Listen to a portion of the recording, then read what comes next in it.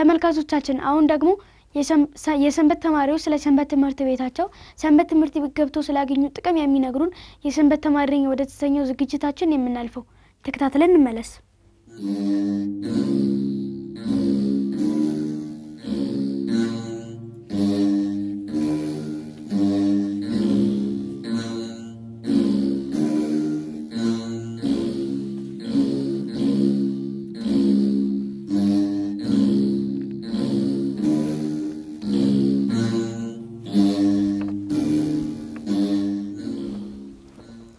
ሰላም ልጆች እንደምሰነበታችሁ እየተከታተላችሁ የምትገኙት በማህበረ ቅዱሳን ቴሌቪዥን የተዘጋጀ ዘውትር በሰዓት ወደ እናንተ የሚደርሰው ቅዱስ ቂርቆስ የተሰኘው የኛ የህፃናት መርሃ ግብር ነው። ከዝግጅቶቻችን መካከል አንዱ የሆነው እኔ ሰንበት ተማሪ የተሰኘው ሰንበት ተማሪዎች ብቻ የሚሳተፉበት ዝግጅታችን ነው። አሁን ከተረኛ ሰንበት ትምህርት ቤት ተማሪዎች ጋር ጥሩ ቆይታ ይኖረናል። እንጥራቸው አብረን። ኑ እህቶቼ ወንድሞቼም ኑ። እህቶቼ በዚህ አረፍ በሉ፣ ወንድሞቼ ደግሞ በዚህ። መልካም እንኳን ደህና መጣችሁ። እንኳን ደህና ቆየሽን። እንኳን አደረሳችሁ። እንኳን አብራ ደረሰን። እኔ የሰንበት ተማሪ ነኝ። እናንተስ? እኛም የሰንበት ተማሪዎች ነን። እስኪ ራሳችሁን ለኔና ለተመልካቾች አስተዋውቁልን። ወንድሜ ካንተ ልጀምር። ስሜ ምህረት አብጌቱ ሲባል የክርስትና ስሜ ደግሞ ኃይለ ኢየሱስ ነው። እሺ እህቴ? ስሜ ምህረሽሚት ስመልስ ይባላል። የክርስትና ስሜ ወለተ ማርያም። ስሜ ሮቤል ዮሐንስ ይባላል። የክርስትና ስሜ ወልደ ሚካኤል። ስሜ ማህሌት አለልኝ ይባላል። የክርስትና ስምሽ? ኦርቶዶክስ አይደለሽ? ነኝ። ስንት አመትሽ ነው? 9። ኦርቶዶክስ የሆነ ሰው በሙሉ የክርስትና ስም ማወቅ አለበት። እሺ ወላጆችሽን ጠይቀሽ በቀጣይ ስመጪ እንድነግሪኝ። ልጆች የክርስትና ስማችሁን ወላጆቻችሁና ካህናትን በመጠየቅ ማወቅ አለባችሁ። እሺ ከሰንበት ትምህርት ቤት ነው የመጣችሁት? ከደብረ ገሊላ ቅዱስ አማኑኤል ካቴድራል እግዚአብሔር ምስሌና ሰንበት ትምህርት ቤት። ቤተክርስቲያናችሁ መምጣት ለሚፈልግ የት እንደሚገኝ ማነው? አድራሻውንስ የሚነግረኝ ማነው? ወንድሜ ካንተ ልጀምር። የሚገኘው ወደ ከሰባተኛ ፊት ለፊት ሲሆን እንትን መግባት ለሚፈልጉ ደግሞ ለሁሉም በቴሌግራም ቻናልም እንገኛለን። በሰባተኛው ማለት ሰባተኛው ጋር ነው ያለው ወንድሜ? አይ ከሰባተኛ አሁን ሰባተኛ መኪና የሚያዝበት አለ አይደለ? ከሱ ትንሽ ጠጋ ብለን። እሺ ወንድሜ ቃልትን ያሰማልን። እህቴ ምህረት የምጨምሪው ነገር አለ? ቤተክርስቲያኑን ለማግኘት ከፈለጉ በመሳለሚያ ፊት ለፊት ወይም በቴሌግራም ቻናል።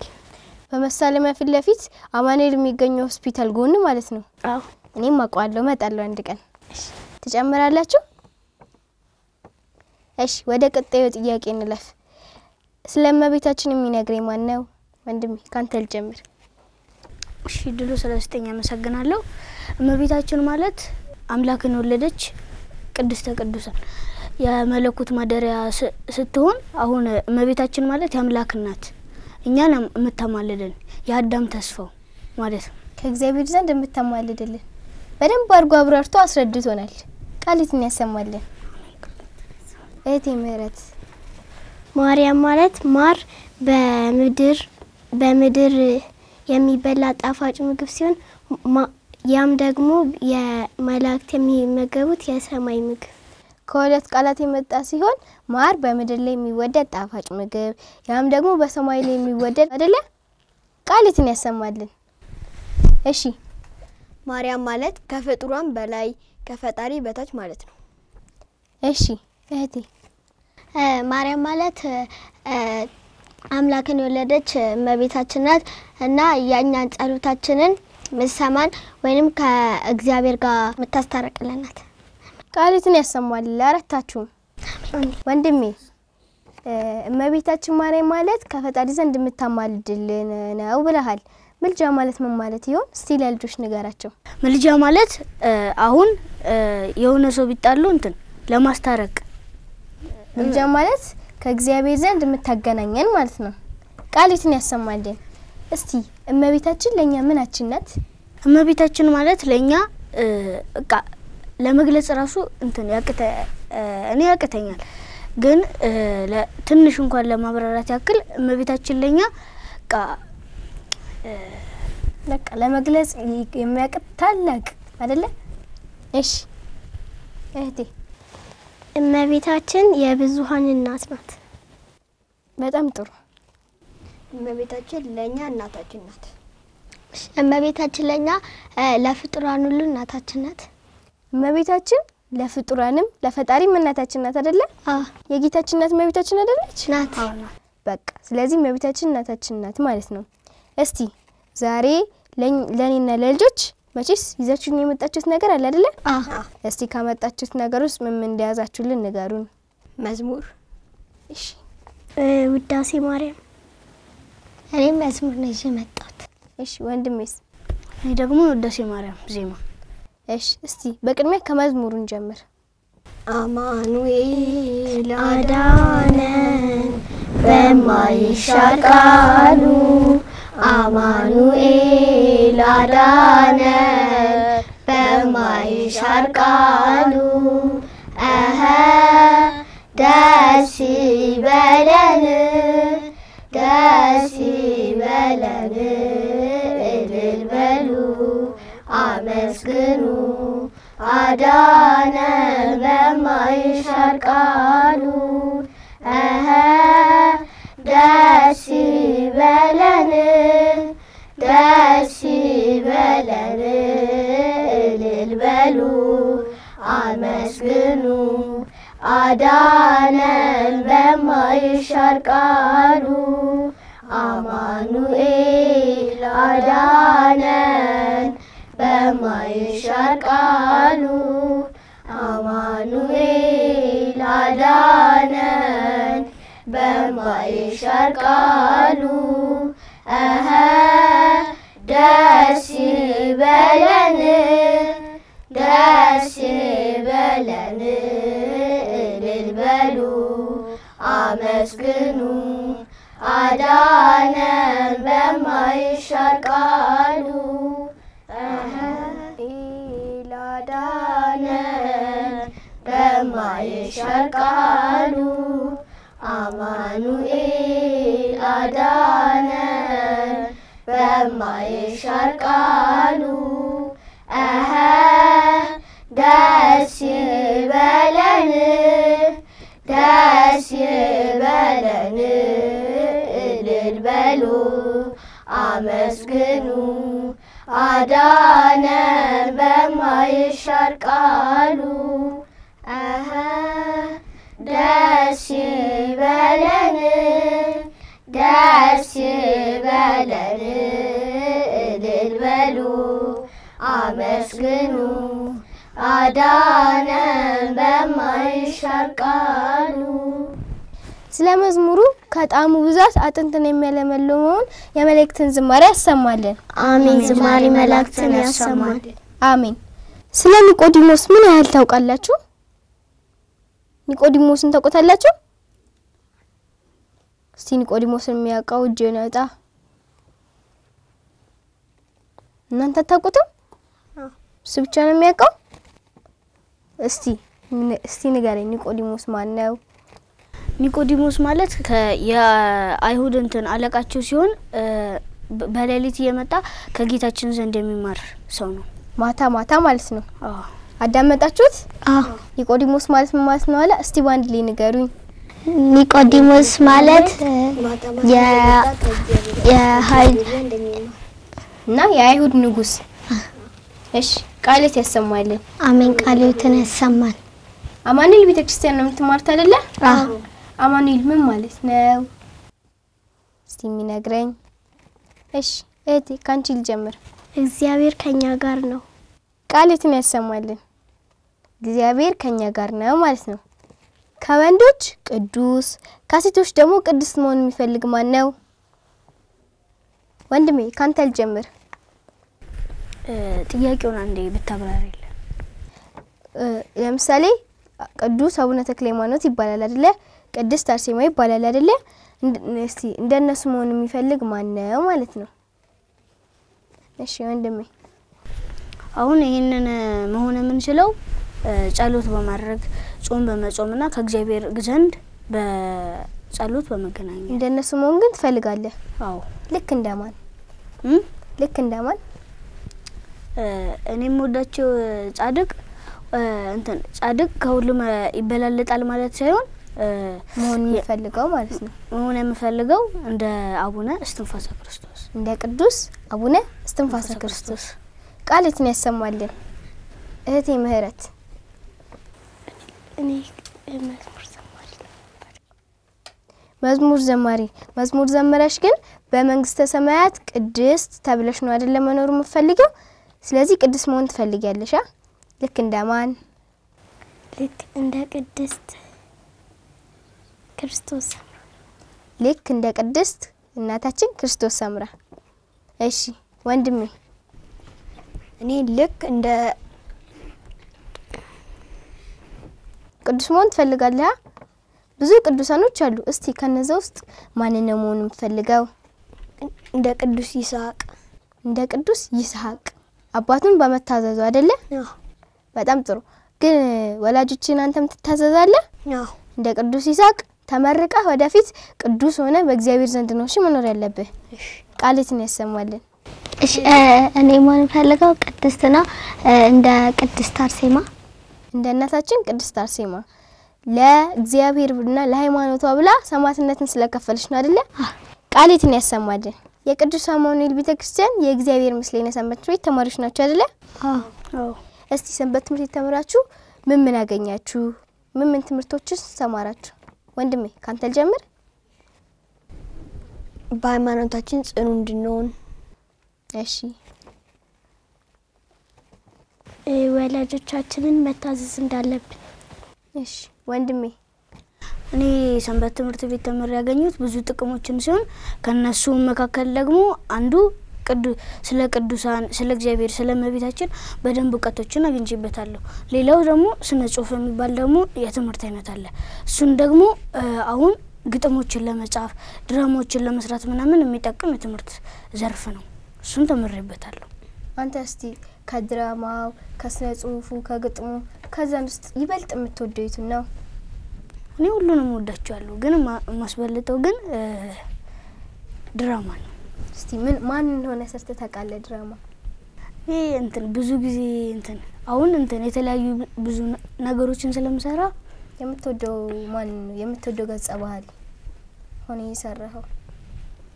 አንድ ቀን ነው መጀመሪያ አካባቢ እንደገባኝ አካባቢ ስነ ጽሁፍ የሆነ ጽሁፍ ተሰጠኝ። ከዛ ያ ጽሁፍ በጣም ሩጫ ምናምን ነበረው እና እሱ ጋር ድራማውን ላበላሽ የነበረበት ጊዜ ነበር እና እሱ ጊዜ ደግሞ ልጆኜ ነበር የሰራሁት እና ወደ ላይ ሆኜ ልወድቅ ነበር። ከዛ በኋላ እሱን ድራማውን ላበላሽ ሁላ ነበር። ከዛ በኋላ ትቼ ወረድኩኝ። ከዛ በኋላ ድራማው ግን የተበላሸ ይመስል እና የዛ ጊዜ ማለት ነው ያስገርመኛል። እሺ በጣም ጥሩ እህቴ ጥያቄው ሰንበት ትምህርት ቤት ትማሪያለሽ አይደለ? ሰንበት ትምህርት ቤት ምን ትምህርቶችን ትማሪያለሽ?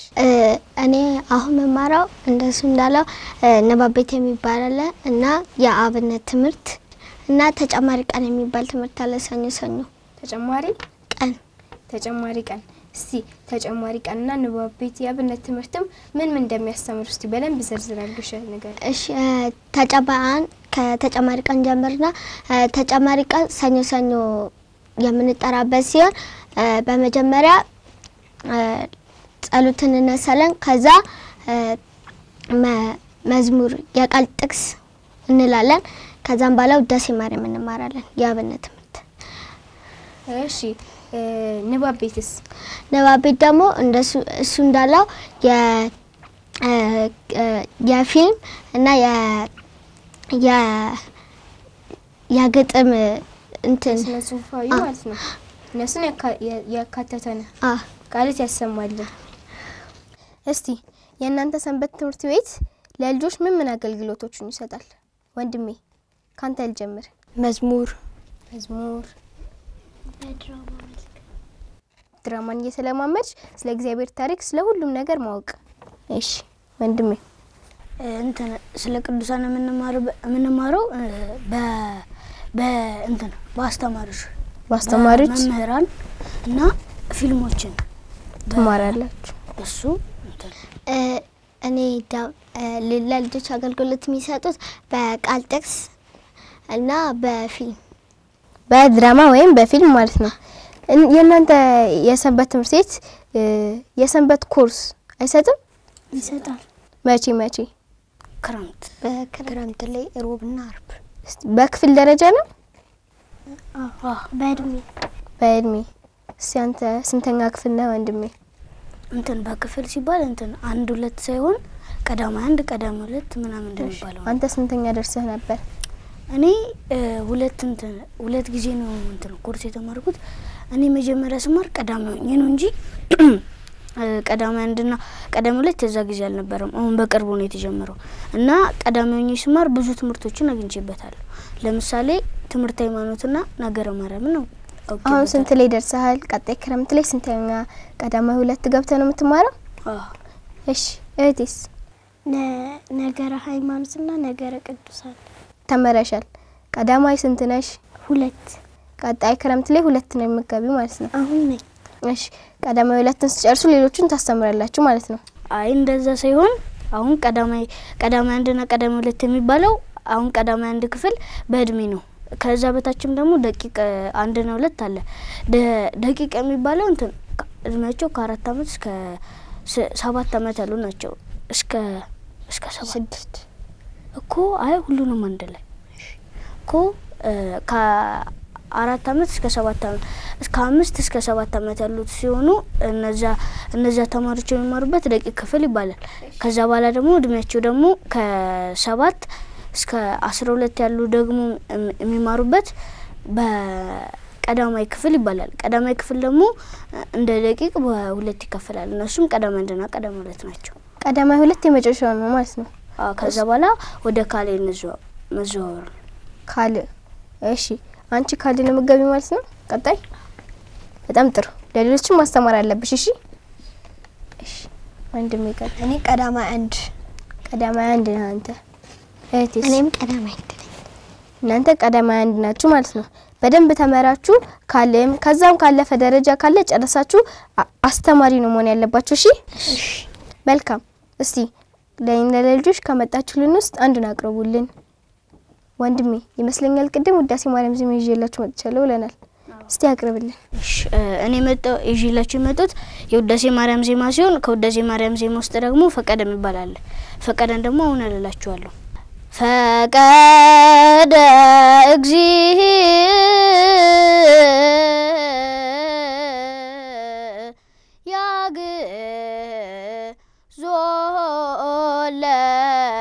አዳም ህዙነ ወተኩዘ ልብ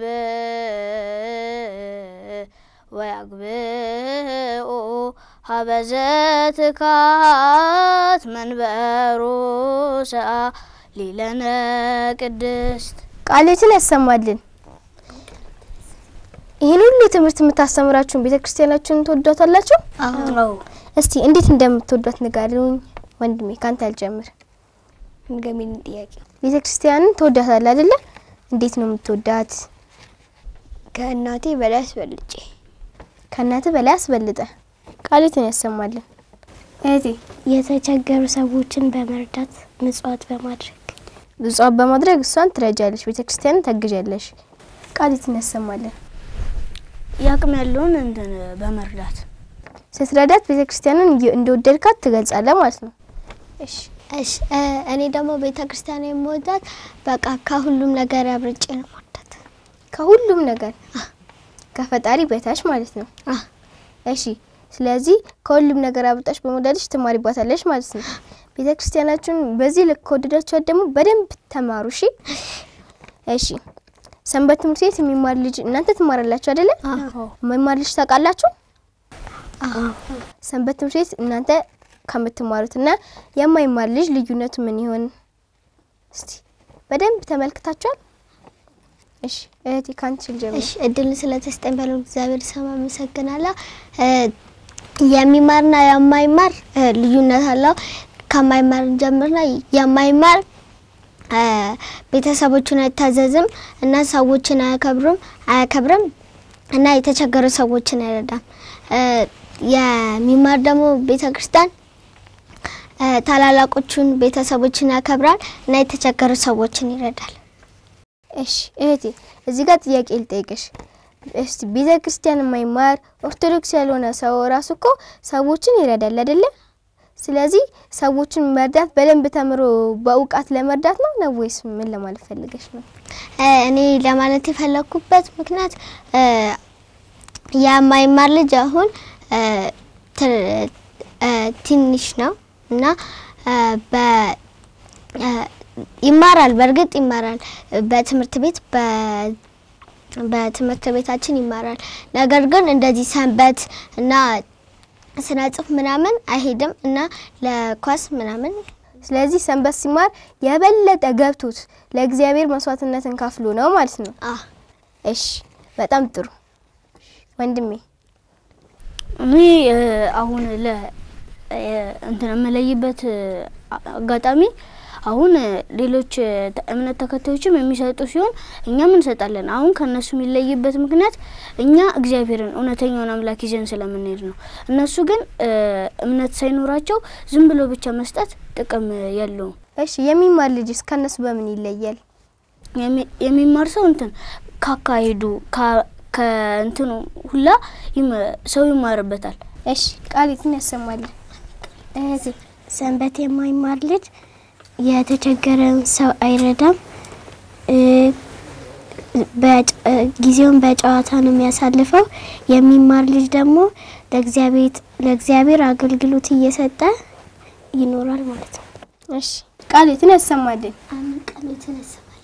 እሺ ወንድሜ ሰንበት የሚማር ልጅ እግዚአብሔር የሚለውን ይፈጽማል፣ የሚያዘውን ነገር ያደርጋል። የማይማር ልጅ ግን እሱ ያለውን አያደርግም፣ አይፈጽምም። እስቲ እግዚአብሔር ከሚለው ነገር ውስጥ አንዱን በልልን። በሐሰት አትመስክር፣ ከ10ቱ ትእዛዛትን 6ቱ ቃላት ወንጌልን በአጠቃላይ ማለት ነው።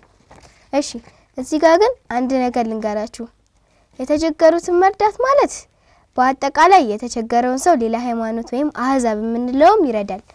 ስለዚህ ሰንበት የማይማር ልጅ የተቸገሩትን አይረዳም አይባልም። ሰንበት የሚማር ብቻ አይደለም ግን የሚረዳበት የሆነ ይለያየ ለሚረዳበት አካን ማለትም ሰንበት ትምህርት ቤት የሚማረው ልጅ በደንብ አድርጎ በእግዚአብሔር ዘንድ አምኖ ለእግዚአብሔር ምጽዋት አድርጎ የተቸገሩትን ይሰጣል። በመጨረሻው ዘመን ስራብ አብርተኸኛል፣ ስጠማ አጠጥተኸኛል አይደለ? ሰንበት ትምህርት ቤት የማይማር ልጅ ግን ምንም ሳይገባው ምንም ሳይረዳ ነው የሚረዳው። ልዩነቱ ይሄ ነው። እሺ ቃሊትን ያሰማልን ለአራታችሁ። ወደ ቀጣዩ ጥያቄ ልለፍ ነው ወይስ ደከማችሁ? እንለፋ። እሺ እስቲ ካመጣችሁልን ነገር ውስጥ ያላቀረባችሁልን ነገር ካለ እህቴ? እኔ ማቀርብላችሁ ውዳሴ ማርያም ነው። ሰላም ለኪ። እንዴ ደክሞሻል እንዴ? ጮክ በይ እንጂ። እኔ ማቀርብላችሁ ከዘወትር ጸሎት ውስጥ ውዳሴ ሰላም ለኪ። እሺ ጮክ ብለሽ በይላችሁ። ያይሽ ነው። ሰላም ለኪ እንዘንሰግድም ለኪ ማርያም እምነን አስተበቋኪ ማርዌናዊ ተማጸነብኪ በእንታና እምኪ ወያቂ ማቡኪ ማህበረን ነዩም ድንግል ባርኪ ጸሎተ እግዚእትነ ማርያም ድንግል ወላዲተ አምላክ ታቢዮ ነፍሴ ለእግዚአብሔር ወተሳሰይ መንፈሴ በአምላክ መድኃኒየ እስመሪያ ህማማ ላመቱ ናሁም ዚያስ ያስተበጹኒ ኩሉ ትውልድ እስመ ገብረ ሊተ ኃይለ አብያተ ወቅዱስ ስሙ ወሳሉኒ ለትውልደ ትውልድ ለለ ይፈርህዎ ወገብረ ኃይለ በመዝራቱ ወዘሮሙ ለለ ያቢዩ ህሊና ልቦሙ ወነሰቶሙ ለአየላን መናብርቲዮሙ አበዩሙ ለትሑታን ዋዝገቡ በረከቱ ለሩባን ወተወፎ ለእግዚአብሔር ወፈነውሙ ቁሌሁ ራቁሙ ወተወፎ ለእግዚአብሔር ቁሌሁ ወተሰከረ ሳሉ ዘይቤሉም ለአበዊነ ለአብርሃም ወለዘሩስ ከላለም ወለዘሩስ ከላለም። ቃሊትን ያሰማልን። አሜን። ቃሊትን ያሰማልን። አሜን። እስቲ የአብነት ትምህርት እየተማርሽ ነው አይደለ? ምን ላይ ደርሰሻል? የዘወትር ጸሎት ላይ። የዘወትር ጸሎት ምን ላይ? ሰላም ለኪ። ቃሊትን ያሰማልን። እስቲ አሁን ሌላ ነገር ይዘሽልን መተሻል? እስቲ በይልን። እኔ ይዤላችሁ የመጣሁት የቃል ጥቅስ ነው። እናትና አባትህን አክብር እግዚአብሔር አምላክህ በሚሰጥ ምድር ላይ እድሜህ እንዲረዝም መልካምም እንዲሆንልህ። ቃሊትን ያሰማልን። ይህ ታላቅ መልእክት ነው። እናትና አባታችሁን አክብሩ እድሜያችሁ ይረዝምላችኋልና እግዚአብሔርም ይመርቃችኋልና ማለት ነው። እስቲ አሁን ምን ጾም ላይ ነው ያለነው? ጾም የጾማችሁ ነው አይደለ? የጾሙ ምን ይባላል? ሁላችሁም ወጣችሁ እስቲ ወንድ ላይ በሉልን። የአብይ ጾም። እሺ አብይ ጾም በየሳምንቱ ስያሜዎች አሉት አይደለ? አሁን ያለንበት ሳምንት ደግሞ ኒቆዲሞስ ይባላል። ቅድም ስለ ኒቆዲሞስ ነግራችሁኛል። እስቲ ለምንድን ነው ግን የምትጾሙት? ይሄን ሁሉ ጾም እየጾማችሁ ለምንድን ነው የምትደክሙት? ባጾሙስ ምን ችግር አለው? ወንድሜ ካንተ ልጀምር። ጌታችንን የጾመውን በማሰብ 40 ቀንና 40 ሌሊት የጾመውን በማሰብ 40 ቀንና 40 ሌሊት የጾመውን በማሰብ። እሺ እህቴ። እሺ እድሉ ስለተሰጠኝ በልዑል እግዚአብሔር ስም አመሰግናለሁ። ጾም የምንጾምበት ምክንያት አንደኛ ነገር መንግስተ ሰማያትን ለመውረስ ነውና ጌታችን መድኃኒታችን ኢየሱስ ክርስቶስ እንደ ጾም አስበን ነው የምንጾመው። ግን እንዲህ ነው ጾም መንግስተ ሰማያትን የምንወርሰው? ባንጾምስ ምን ችግር አለው? በመጾም በመጸለይና በእግዚአብሔርን በማመስገን መንግስተ ሰማያትን እንገባለን። ግን ባንጾም ወደ መንግስተ ሰማያት መግባት አንችልም ማለት ነው። ለእግዚአብሔርም አንታዘዝም ማለት ነው። ስለዚህ በመጾም የስጋችንን ፈቃድ በመግታት መንግስተ ሰማያት በዚህ ሁሉ ተጋድሎ ውስጥ መሃል መንግስተ ሰማያት መግባት እንችላለን ማለት ነው። ሌላስ ጾም ለምን እንደምትጾሙት? የስጋችንን ፍላጎት ትተን የስጋን ፍላጎት እያዳከምን ወደ ነፍሳችን የስጋችን በተቋረጠ ቁጥር ነፍሳችንን ነው የምንመግበው፣ ነፍሳችንን ነው የምናስደስተው ማለት ነው። እስቲ ወንድሜ አሁን እነሱ ካሉት ላይ ለመጨመር ያክል ሁሉንም ነገር ብለውታል። ግን መጨመረው ነገር ባይኖርም ለምሳሌ እኛ ምን ጾሙ የስጋችን ብዙ ጊዜ ፈለገችውን ያረጋች ብዙ ቀን የምፈልገውን ነገር ስለምትሰራ ስጋ ነፍሳችንም እንደሷ የምፈልገውን ነገር መስራት ትወዳለች። ለምሳሌ ነፍስ ከምትወዳቸው ነገሮች ውስጥ ደግሞ ጸሎት፣ ጾም፣ ስግደት ሁሉች ደግሞ ይጠቀሳሉ። ስለዚህ እነሱንም ደግሞ የነፍስንም ፍላጎት ማድረግ አለብን ማለት ነው። ስጋችን ደግሞ የሚወደው ነገር ውስጥ እስቲ ጥቀስልን። ስጋችን ደግሞ የሚወደው ኃጢያት መስራት፣ የተለያዩ ነገሮችን ማድረግ። ስጋችን የሚፈልገውን ብቻ እግዚአብሔርን አሳዝሎ መሆን ነው ማለት ነው። ስለዚህ ስጋችንን ነፍሳችንን እኩል ማድረግ አለብን። እሺ ለነፍሳችን ብቻ እንሁን ማለት ደግሞ አይደለም። ያው ሙሉ ለሙሉ ብንጾም እንጎዳለን አይደለ? ስለዚህ በስጋም ጥሩ ነገርን በመስራት በነፍስም ደግሞ ስጋችንን ጥሩ ነገር ስንሰራ ነፍስን በማስደሰት ስጋችንን ነፍሳችንን እኩል መሄድ እንችላለን። እሺ ቃሊትን ያሰማልን። በመጨረሻም ሰንበት ትምህርት ቤት ለማይመጡ ልጆች እስቲ ምን ተማክሯቸዋላችሁ? ወንድሜ ሰንበት እንዲማሩና ብዙ ጥቅሞችን እንደሚያገኙ ሰንበት ተምረው ብዙ ጥቅሞችን ስለሚያገኙ ነው አይደለ? እሺ ሰንበት ለማይመጡ ልጆች ቤተሰቦቻቸውን እንዲታዘዙ ሰንበት በመሄድ የእግዚአብሔርን ቃልና የቅዱሳን ታሪክን በመስባት ቤተሰቦቻቸውን ለመታዘዝ ይረዳቸዋል። እህቴ ምህረት ወንድሜ ምህረት የሚጨምሩ ነገር አለ? እህቴ ምህረት ሰንበት የማይሄዱ ልጆች ሰንበት ትምህርት ቤት ሄደው የእግዚአብሔርን ቃል ሰምተው እንዲፈጽሙ እና እንዲተገብሩ። እሺ ወንድሜ እኔ ደግሞ እነሱ ካሉት ላይ ለመጨመር ያክል ደግሞ አሁን እኔ መመክረው ለልጆች ብቻ ሳይሆን ለወላጆቻቸውም ጭምር ነው። አሁን ለወላጆችም መመክረው አንዳንድ ወላጆች ሰንበት ልጆቹ ጓደኞቻቸው ሰንበት ገቡ ሲሏቸው ቆይ ትንሽ ይደጉ ምናምን ይላሉ እና ለወላጆችም ይሄ ከና በለችነታቸው ሰንበት መማር ካልጀመሩ ትልቅ ሲሆኑ ወደ ሌላ ሀሳብ ወደ ሌላ ነገር ስለሚሄዱ ከልጅነታቸው ጀምሮ እንዲማሩ ማድረግ እንዳለባቸው ነው። ቃሊትን ያሰማልን። ልጆች እነዚህ ምክር ሰምታችሁ ሰንበት ትምህርት ቤት መጣችሁ ለሌሎችም ማስተማሪ እንደምትሆኑ ተስፋ እናደርጋለን። እሺ ተመልካቾቻችን ለዛሬ ከእግዚአብሔር ምስሌና ሰንበት ትምህርት ቤት ተማሪዎች ጋር የነበረን ጥሩ ቆይታ ይመስል ነበር። እንቀር ነው ወይስ እንሂድ? ጨረስን እኮ። እሺ እኔ የሰንበት ተማሪ ነኝ። እናንተስ? እኛም የእግዚአብሔር ምስሌነ ሰንበት ተማሪዎች ነን። እናንተስ?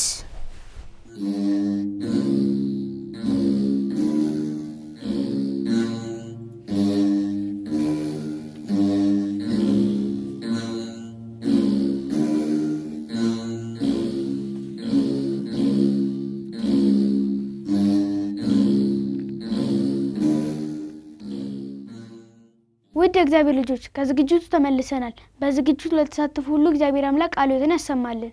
አሜን።